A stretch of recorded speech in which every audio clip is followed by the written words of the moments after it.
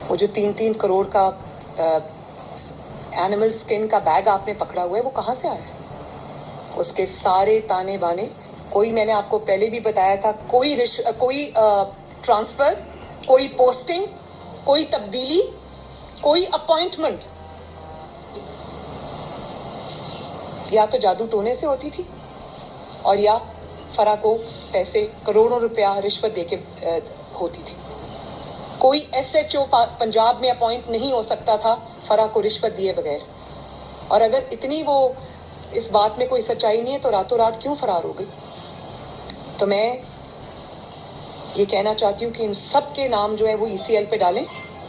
اور فرا کو بھی میں یہ کہنا چاہتی ہوں کہ تم جیسے لوگوں کے لیے جن کے خلاف ثبوتوں کے انبار لگے ہوئے ہیں جو اب سامنے آئیں گے انشاءاللہ تعالی، تو تم ان لوگوں کے لیے انٹرپول جیسی سہولت موجود ہے. تم بھاگ نہیں سکتے اب. اور تمہارے پیچھے کون تھا، تمہارے آگے کون تھا، تم کس کی فرنٹ پرسن تھی، سب آئے گا سامنے. اور جس طرح سے پورے پنجاب میں نام کو کوئی سڑک نہیں بنی، لیکن آپ فرا کا گاؤں دیکھیے، وہاں سڑکیں بھی بنی ہیں، وہاں ہر چیز ہوئی.